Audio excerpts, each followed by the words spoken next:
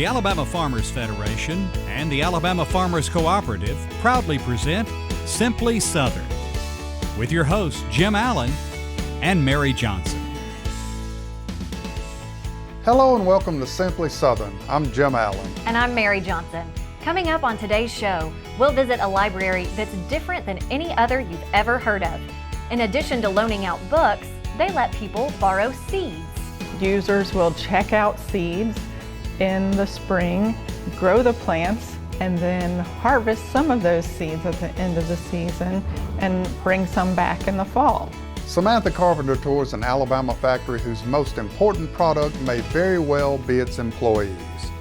We supply the military, the federal government, state, and private and commercial industry with many of the products that they use. Plus, Sydney Phelps will show us some of the new items that Bonnie Plants has been checking out in their trial gardens. Did you know Alabama has an official state rock? It's Sylacauga Marble, and today we'll visit with sculptors who attend the city's annual Marble Festival. What people see is ordinary individuals doing something that's out of the ordinary. Simply Southern continues right after this break.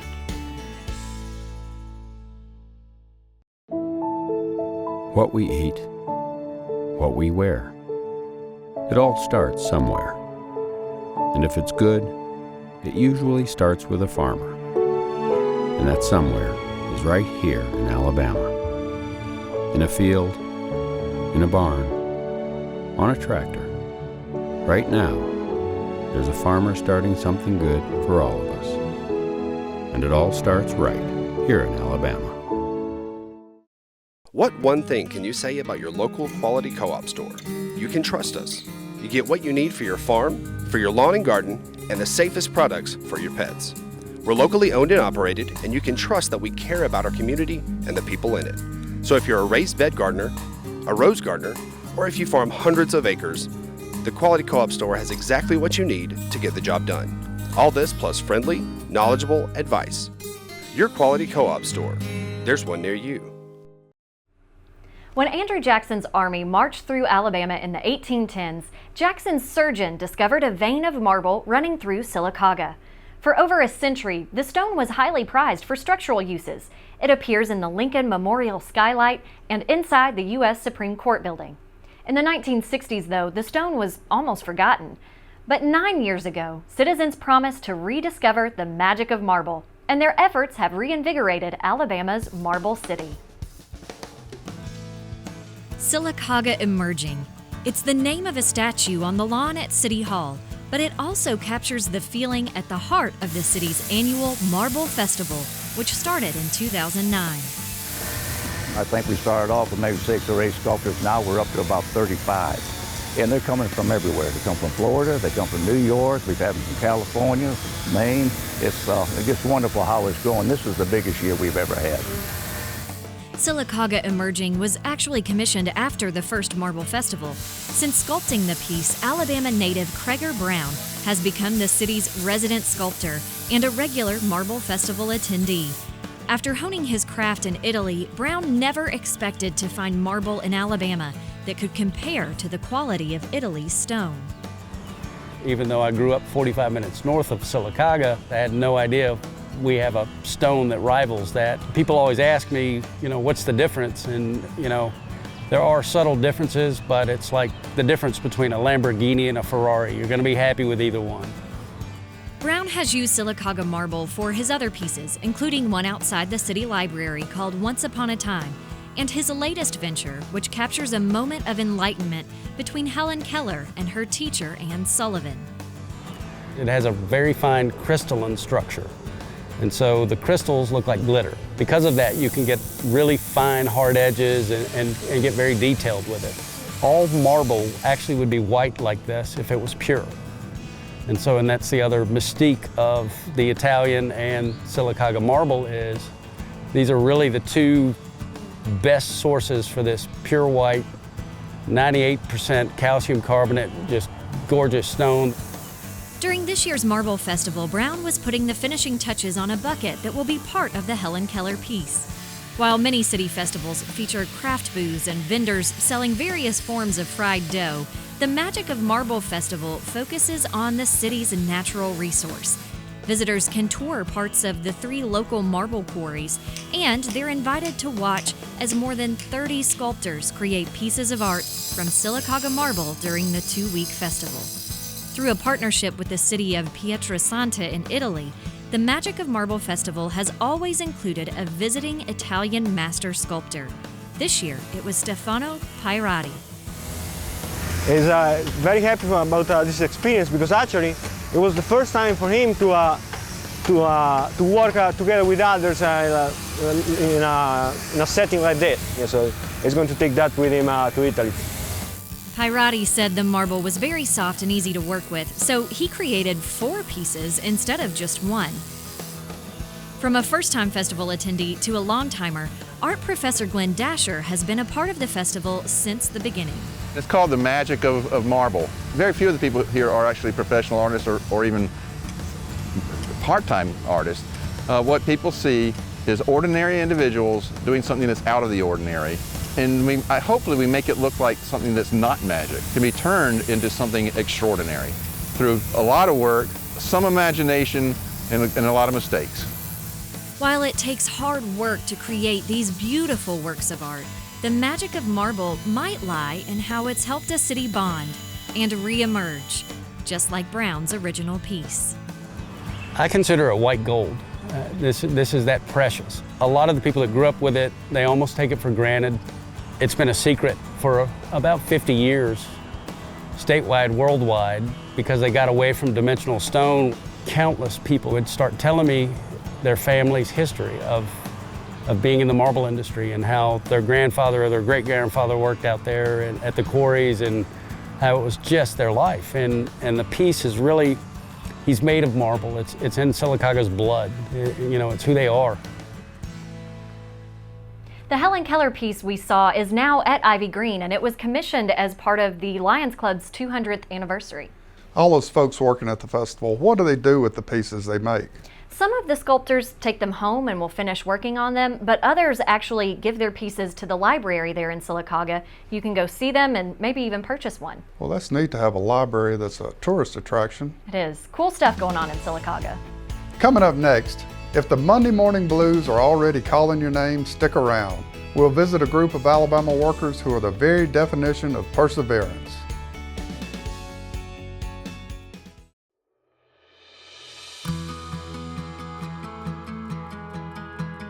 How do you show love? With the big things? The little things? The tough things? Your everything. Show them you care. Alpha Insurance. FFA makes a positive difference in the lives of students by developing their potential for premier leadership, personal growth, and career success through agricultural education. We're strengthening American agriculture and providing our members with the skills needed to build healthy local communities, a strong nation, and a sustainable world. We are the next generation of agriculture. It's our turn now. Let's show the world what we can achieve together. We are FFA. For 100 years, every Bonnie plant has started with 2 hands and a mission: to put fresh, homegrown herbs and vegetables on every table in America. Who are you talking to? The plants, they like it. Success starts and ends with Bonnie plants. Alabama soybean farmers help fuel the state's economy. Soybeans are used to make clean, renewable biodiesel and are a key ingredient in feed for poultry, catfish, and livestock. Soybeans are used in dozens of products we use every day. But best of all, soybean farmers generate $258 million and more than 4,000 jobs for Alabama's economy, all while helping conserve our natural resources. Explore the power of soy. Dr. Joseph Henry Johnson watched his younger brother struggle growing up without the ability to hear, inspiring him to found a school for children like him here in Alabama. Over 150 years later, the Alabama Institute for the Deaf and Blind has grown to become the most comprehensive education program of its kind in the nation. And as Samantha Carpenter tells us, their mission has expanded from the schoolroom to the job floor. Famed Alabama native Helen Keller once said, "All the world is full of suffering. It is also full of overcoming." Her own story of overcoming a world without sight or sound is well known, but it's one of many throughout the state. You'll find numerous examples of this punching the clock every day at Talladega's Alabama Industries for the Blind. We supply the military, the federal government, state, and private and commercial industry with many of the products that they use. Our mission started in 1932 at the School for the Blind with a lady who was a sewing teacher who taught sewing, and she got sewing machines to start sewing programs so that young ladies who were visually impaired could have work. And over the years it's evolved into other aspects of business. Made possible by a 1971 federal law, AIB's workforce primarily consists of people with visual, hearing, and cognitive disabilities. These employees have to learn how to do a wide variety of tasks because they make a lot of stuff. The one product that probably is most notable that goes worldwide would be our neckties. We make every necktie for the military, whether it be black, khaki, or blue. We supply a vendor who sells the bags to Jim and Nick's. If you go into a Jim and Nick's location and purchase their biscuit mix to make it home, you're purchasing the bag that we manufactured here. Someone could work in the JS List line working on a component of a chemical suit bag, and then could go and work in the paper conversion department where we cut copy paper. So we cross-train our people to be versatile in the plant. And it's fair to say that the best product that we make here is our people. It's hard to imagine a world without sight or sound, but some things are beyond our control. What these workers can control, however, is how they choose to look at it. I like working here because it's just like home to me, like I was in the Army and everything like that. I used all that stuff. I really don't have to work, but I gotta have something to do. I can't just lay around the house and be doing nothing, so that's why I come out here. Our people are very resilient. They love to come to work. They want to be independent. The people come with a smile on their face and ready to work, and it's the attitude that they have that makes us successful. Visiting with the employees at AIB, I was always greeted with a smile. When you see the spirit that goes into every little detail of a tie, vest, bed sheet, or whatever the day's task may be, it's obvious the employees at the Alabama Industries for the Blind not only take pride in their work, but the victory every day on the job represents. I have plenty of people who said to me over the years, if I lost my vision, I couldn't do half of what you could do. But you know what? You would. You just deal with it. Everybody has something to deal with. You don't have to walk very far in this place to find someone that may have a disability a bit greater than yours. So if you're having a bad day, you just need to walk to the floor and look at somebody else who's humming and singing and listening to their iPod, and you can't have a bad day. That's what they want to do. They just want to be regular Alabamians. That's Simply Southern to us, you know. For Simply Southern, I'm Samantha Carpenter. The list of items manufactured at AIDB is pretty substantial. If you're curious, you can browse their catalog and even order online at aib-aidb.com. Now, Jim, you have a connection with the guy that we interviewed in that story, right? Donovan Bartell used to be a purchasing manager where I work at AFC, and you would never know the boy was blind. It was amazing. He's a true inspiration, and this story just so inspirational. Now, do you ever get hungry for a tomato like your grandmother used to grow? Up next on Simply Southern, we'll tell you where to get seeds to grow your own heirloom vegetables and herbs. 1 out of 4 Alabama residents have benefited from the Alabama Cooperative Extension System. Last year, Master Gardener Managed Gardens donated $150,000 worth of fruits and vegetables to food banks, and over 25,000 young people developed math, science, technology, and engineering skills through 4-H. Now what we want to know is, how can we help you? Alabama wheat and feed grain farmers grow food, fuel, and freedom. Their harvest helps feed Alabama's multi-million-dollar livestock, catfish, and poultry industries while reducing America's dependence on foreign countries for energy and food. By combining their strength with farmers of other commodities, feed grain growers are fueling the economic growth of Alabama communities. Support healthy food from local farmers by purchasing a Farming Feeds Alabama license plate. The tag funds education and promotion efforts, including Ag in the Classroom, agricultural scholarships, and youth programs. Get your Ag tag today. Nothing brings the family together like U.S. farm-raised catfish. American catfish farmers are dedicated to producing a premium, healthy catfish with a consistently mild, sweet flavor. Because we take as much pride in our work as you do in your cooking. From our family farms to your family's table, you can be sure you're getting the highest quality fish. Because your family deserves the best. U.S. farm-raised catfish.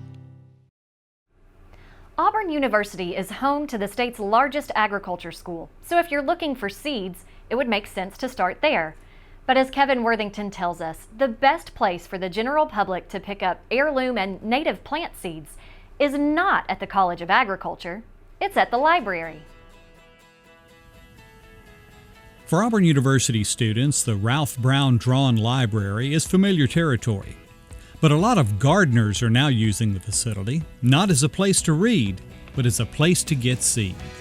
Basically, the concept of the seed library is what it sounds like. Users will check out seeds in the spring, grow the plants, and then harvest some of those seeds at the end of the season and bring some back in the fall. While the university library consists of millions of books, the seed library occupies several drawers of a filing cabinet, but their collection is made up of a wide variety of plants. So our collection consists of all kinds of seeds. We've got heirloom and herbs and vegetables. We've got native plants. The Arboretum has been wonderful and has donated some seeds to us, and we've had some fun community events where we go collect seeds from the Arboretum. Hartman stresses there's no cost to join, and there are about 250 members of the Seed Library. Greg Schmidt, who is also a university librarian, was one of the first members. I've borrowed a good bit from the Seed Library, and I've been fortunate enough that some of them grew well enough that I could return them to the Seed Library at the end of the season. I help out at the seed swaps and seedling swaps every year, and this year I was able to return AU-76, my favorite tomato in the world now, to the Seed Library, and I was also able to start bottlebrush buckeye seeds, which are just a beautiful shrub. Those particular seeds came from a gardener just outside of Auburn in the Waverly community. Angela White says she's made a number of donations to the library, including the bottlebrush buckeye and pawpaw trees. Well, I just thought I may have something different to offer. Yeah, you know, gardeners are always looking for something that they don't have, something they might have wanted. So the bottlebrush buckeye was one of those. While growing something very unusual may be fun, Hartman says another goal of the Seed Library is to preserve plant varieties that are native to the area. Some of the donors that we've had, they've really brought in some seeds that are unique to Alabama and specifically unique to Auburn. So the seed packets in our seed library, some of them say that they were grown in Opelika, Alabama or Dadeville, Alabama, and those I can trust will probably do well in Auburn.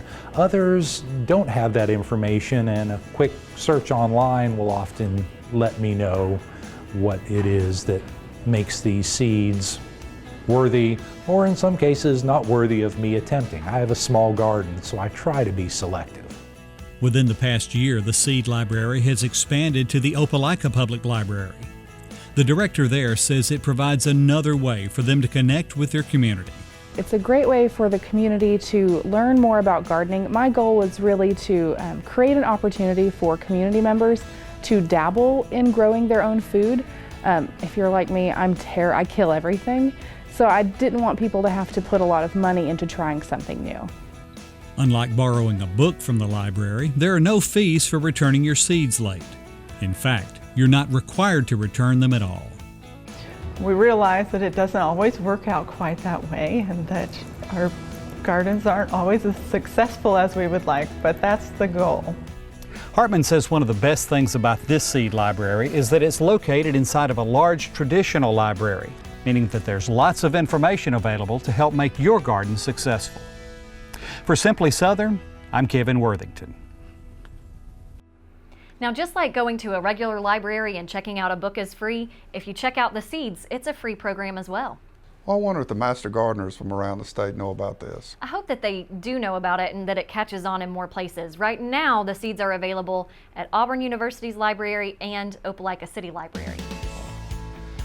When Simply Southern continues, Sydney Phelps is in the Bonnie Plants Trial Garden giving us a peek at some of the new plant varieties they're developing for your backyard garden.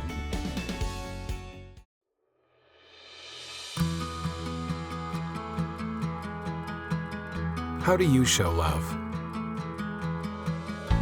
With the big things? The little things? The tough things? Your everything. Show them you care. Alpha Insurance.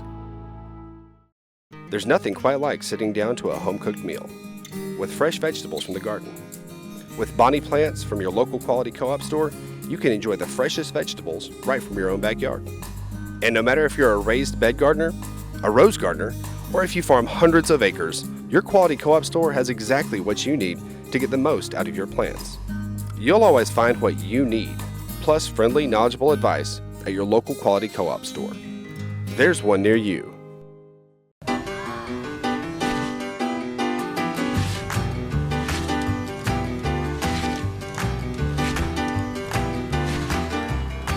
Seriously? Have some respect. Pick it up, man. Did you just litter? Take pride in your school. Pick it up, man. Clean it up, dude. Besides keeping your campus clean, adopt a mile with roadside cleanup. Attend the next Coastal Cleanup Day or pitch in on the annual spring cleanup campaign. Make a difference by picking up litter and don't drop it on Alabama! For 100 years, every Bonnie plant has started with two hands and a mission: to put fresh, homegrown herbs and vegetables on every table in America. Who are you talking to? The plants, they like it. Success starts and ends with Bonnie Plants. Hey folks, Sydney Phelps here with Bonnie Plants. Today I'm here in Union Springs at our corporate offices and I'm in the trial garden. Now, as you can see, we have got plants all over the place, and this is the time that we trial all of the products that we'll bring to market in the next year. This is a huge endeavor for us in research and development to find out what products work and what products don't work. For example, our Sun Sugar tomatoes that you traditionally see are an indeterminate tomato, and they will be anywhere from 8-10 feet tall as long as you cage up.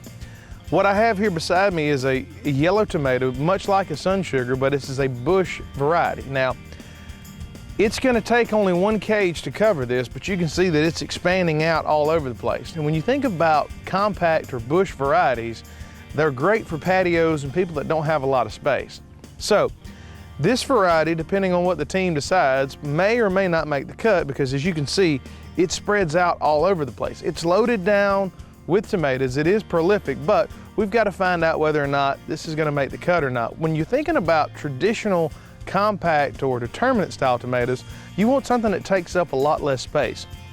Now, this is a patio cherry, and this is what we're referring to now as like a subcompact or super compact style tomato. It doesn't take up all of the cage. A Husky Cherry in this situation would go all the way to the top of the cage. This is taking up half the space, loaded down with tomatoes, and they're going to be the right patio or cherry size tomatoes that you're traditionally used to. Now, this is great for somebody that does not have a lot of space or is working with a container, so it'll be anxious to see how these tomatoes turn out. Now, tomatoes are one thing that we talk about when it comes to space and what works well in a garden. Basil and herbs are another aspect. Now, we have our traditional sweet basil or the Genovese basil here, and as you can see, it does spread out, it does tend to go everywhere, but there are other options. And one thing that we've looked at to help out with containers is a compact basil. So you get all the benefits of a traditional basil, but in a tighter form, and you're still loaded down with basil leaves. So you can use this for pesto, small containers or patios, or even like kitchen herb containers. Now, over the past several years, we have introduced large containers with cages for tomatoes at market. You can find these at most any of your retailers. One question that we get posed all of the time is, do I need to transplant this tomato out, or am I going to be able to grow it in the container? Well, that's another thing that we are able to test here in the garden. So let's go take a look at the trials that we're doing on those right now and the varieties that we're using to see if it works or if it doesn't work. As I said before, our large container business has been really popular over the past few years, but one of the top questions that we get is, do I need to leave this in the container or do I need to transplant it?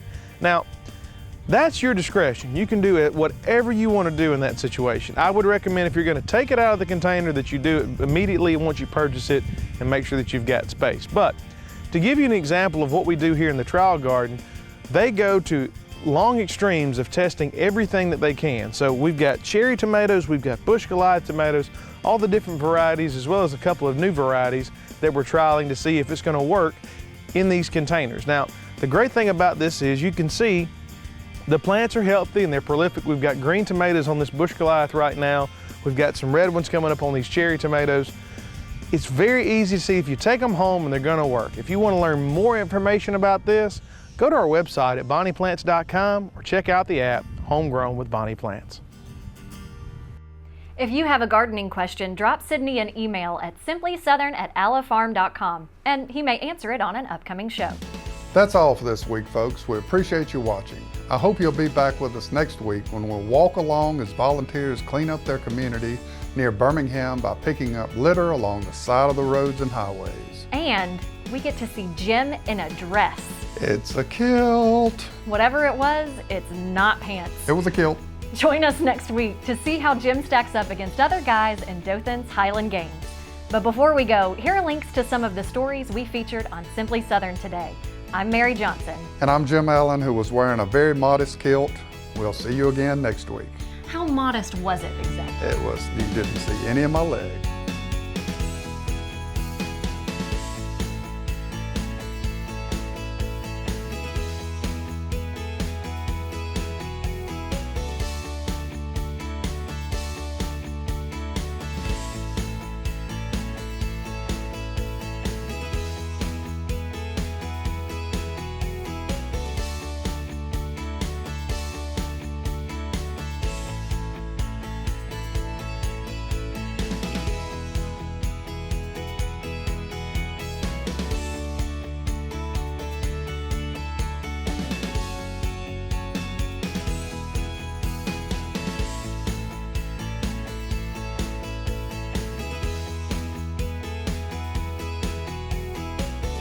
Simply Southern is a production of the Alabama Farmers Cooperative and the Alabama Farmers Federation.